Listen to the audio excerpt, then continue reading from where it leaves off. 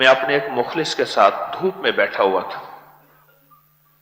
नीचे देखा मैंने ढलवान में एक बाबा जी हैं, कांपते हाथों के साथ ये लंडे के कपड़े जर्सियां दीवार से लटका रहे हैं बेचने के लिए, और नीचे बर्तन रखे हैं, फी बर्तन 10 रुपए 50 रुपए 20 रुपए इस तरह के बर्तन रखे हैं। तो मैं देखता रहा उनका ये मंजर कि वो माजूर आदमी है, मजबूर है। मैंने एक साहब थे, मेरे साथ थे मकामी मरी के, मैंने चंद हजार रुपए निकाल के उसे दिए। मैंने कहा बाजार से जाके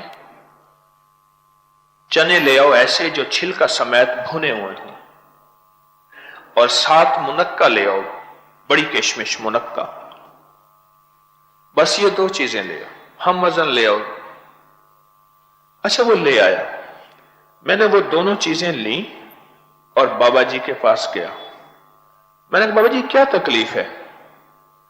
कहने लगे ये तकलीफ बहुत पुरानी है, इलाज नहीं किया। कहा बहुत महंगा इलाज है, मुझसे नहीं हो सकता।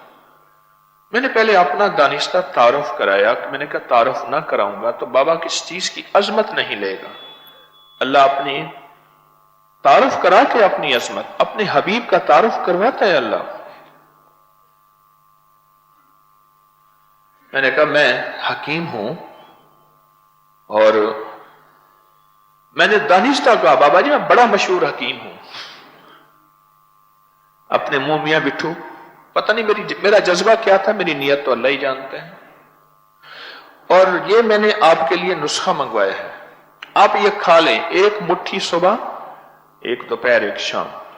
ये खाना भी है, ये दवा भी है, ये गिजा भी है, आप खा लें।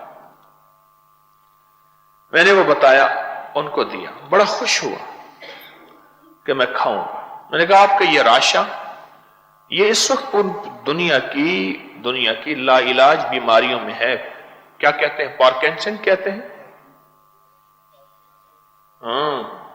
बहुत लाइलाज बीमारियां। अच्छा साल गुजर गए, कुछ अरसे के बाद फिर वहीं जाना हुआ। साथ हमारे एक दोस्त रहते हैं खालिद साहब, उनके यहां ख्याल हुआ यहां एक बाबा था जिसको मैंने मुनक्का और चनों का वो टोटका दिया था, उनका पता कर लेते।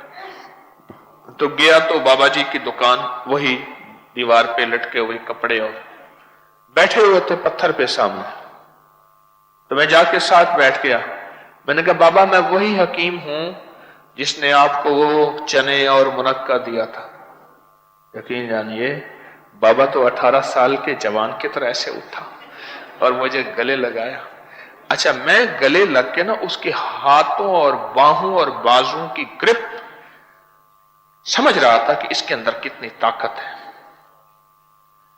ठीक, उससे पहले मुझे बाबे का हाथ मिलाना याद है, मुझसे हाथ मिला ना, ऐसे हिल रहे थे, बाबे की ग्रिप थी। मैंने कहा बाबा जिंदाबाद हो गया था, और बाबा जी बिल्कुल ठीक थे।